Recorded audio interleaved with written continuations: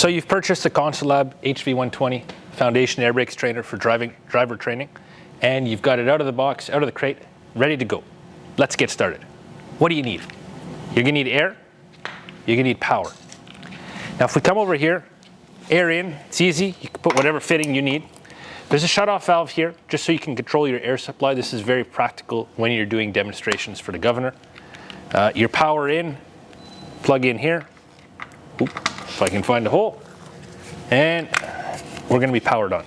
We're gonna let the air in. And I'm gonna explain a little bit here. This is kind of part of the driver's and really the teacher's cockpit.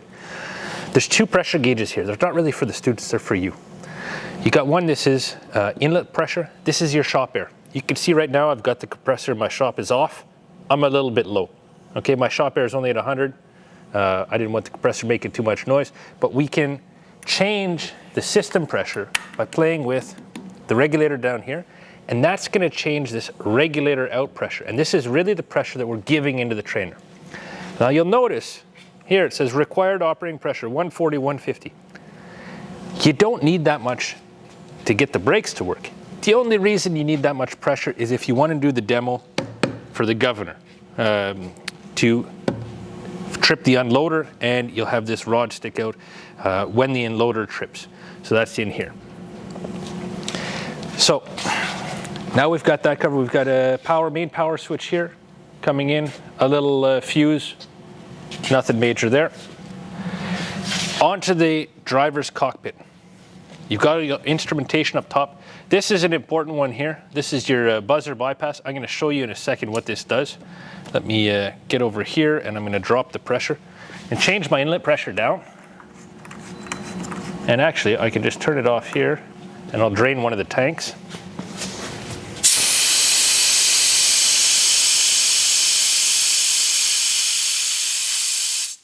So if we come back up to the instrumentation, you can see our primary tank's down low. If I turn the key on, you're going to hear this.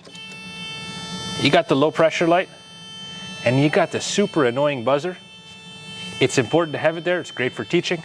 But when you're a teacher, you're going to get tired of hearing that, so you can just bypass it. That's really just a switch just for the teachers to bypass the buzzer. Okay? Now, some other important things that may not be obvious is that pedal is removable. Reason being, we want your students to have access. They can get in here, because they can go in and do testing, they can disconnect the lines. They're all quick connect fittings. So another thing that you might not have noticed is, again, pedal is removable. So what else have we got going on? All your driver controls, we talked about that. Brake chambers, valves, you guys know what's going on there. I don't need to talk too much. I'm going to show you some things that we added for you as a teacher. You've got ball valves for draining the tanks, nice and easy to use. You have these special shutoff valves.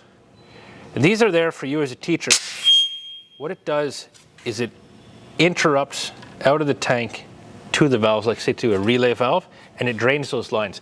It lets you then be able to disconnect whichever line instead of there being pressure permanently in it. So let's just follow one of the lines up. If we were to go on primary tank, it should be this one, and this is a supply line, okay? If I don't have that valve, if I have it powered up,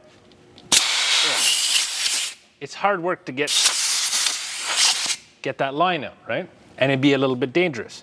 But as soon as you kick the shutoff valve, now you can pop that line off. Super easy. So very useful for you as a teacher, but don't get caught by that, because knowing from experience, if you forget it's there and you played with it, or the students came and played with it, you're going to walk up to the thing, the damn thing doesn't work. Why don't I have any supply pressure? Why can't I get things working? Just make sure you check those shutoff valves when you go and use this in your classroom. Moving along, you've got a couple different valves that have thumb nuts, thumb screws. If you want to change them out, we also offer defective components that you can purchase for the trainer. So for a quick release there, and also for the relay valves. These are valves that can be removed from the trainer without any tools, so you could swap them out for a defective part. Of course, between the tractor, and again, we've got the tractor is the first two sections here.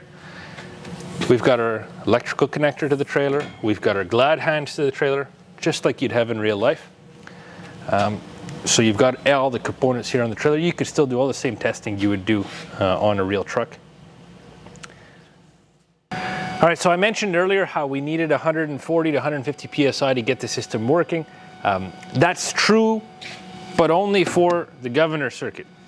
We got to remember that normally we would have a diesel engine, we would have a big compressor. That diesel engine's just chugging along. It's making tons of pressure. Eventually, our pressures come up too high, and we have the governor that would send air here to the unloader valve on the compressor. Of course, we don't have a compressor here, but we do have this little cylinder. Now, I've got my little auxiliary compressor here, and I've been able to crank it up well over 150 because our shop air doesn't go that high. Your shop air probably doesn't either. If that's the case, just get a little hardware store compressor. It's easy to get those to get over 150. So our inlet pressure is nice and high, pinned the gauge right over 150. I've got my inlet here just under 100. And I'm going to slowly increase the system pressure until we see the governor engage, and it's going to pop out the unloader valve. So my system pressure is at 100, 110, 120, a little more, 130, and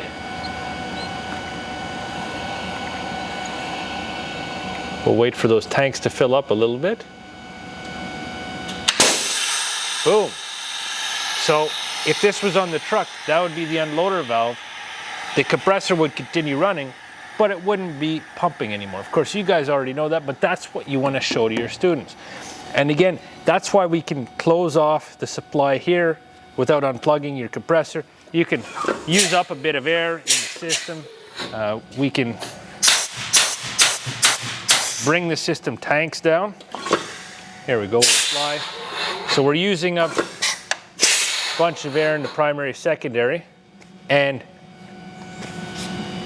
our rod is already gone back in. So we're good. So we can do that demo time and time again for the students. Again, most of the time, you just hook this thing up straight up to your shop air. You can do everything else, but when you want to pull it out and do that demo for the unloader valve, you're probably going to need hardware store compressor. All right, so let's talk fault box. We've got 6 different faults in the trainer. You'll notice that when the fault's off, you got a 0. It's like a binary. Fault's off at 0, fault's on with a 1. Here we've got all these faults are off. You'll see this one is configured opposite the rest on purpose because that one is a leak. I'll show you guys that in a couple minutes. Let's just take a fault. It's been a while, so say fault 6. We'll read it as blockage or block BW between primary tank and R14 supply. I'm just going to make sure the system works as it should, and then we'll put the fault in. So, park brake off, everything's fine. Park brake released. Trailer supply, all my brakes are off. I hit the brake. Perfect. Everything works. I'm just going to turn on the fault. Fault 6. Okay, from 0 to 1. Something happened in the backside. And now, we don't have any brakes on the drive axle of the truck. Now, how would your students find it, and how did we put the fault in the circuit? This is the part that's interesting, I think, for you as a teacher. Okay? Now, in the fault and in the schematic, it'll show you exactly where it is. But let's say that you're the student. You're going to follow up from the primary tank. If I remember correctly, primary is going to be this one, green. If we're looking here, R14, I think that's what, got to be a relay valve. That looks like a relay valve. Pretty sure I know what I'm talking about. Let's see. So if we've got the fault on, we apply the brakes, and nothing's happening. If this is our supply line to the relay, there should be no air here. Okay, so I was able to unhook that, so I know there's no air there. Put my hand on there, I got nothing. Now, if I, again, very useful, those shut-off drain valves that I showed you. Here we can disconnect right here. And if I turn this back on, it's dumping air. So I know I've got air out of my primary tank, and this pretty much shows you that the way we put the fault in is the fault. We've got it, no air here. The fault is in the backside, in between these two fittings. Now we've still got pressure in this line, which will mislead your students, because if I go like this, okay, still got plenty of pressure out, and they're going to go, what the heck? It appears that it goes straight through, air comes straight through here, and that air would come straight through here, but that's not the case. We do a little bit of magic on the backside. So your students will find that the blockage, and they would report back to you, okay, my drive axle brakes do not work, the blockage is right there. And you would say, great, job well done, you found the problem, you go back, you turn the fault off, and they're back in business. So each one of the faults you're going to find is a restriction somewhere where you see one of these fittings on the trainer. We've also added numerous of those fittings that there are no faults. So your students can't just guess and say, oh, the fault's there. It might not be there, it might be there, it might be at the next one down the line. I'll show you one more fault. It's that fancy one that's not like the others. Leak between service and park drive right. And you know as soon as you turn this on, you can hear something is wrong. And you can see something is wrong because I got a bit of brake apply on my drive right. I got a little bit leaking out on the drive left. And you can, if you put your hand here, you can even feel it and see it. My relay valve is exhausting. And it shouldn't be doing that. And that's because it's as if I had a leak between the two different, both the service and the park brake inside of the air brake chamber.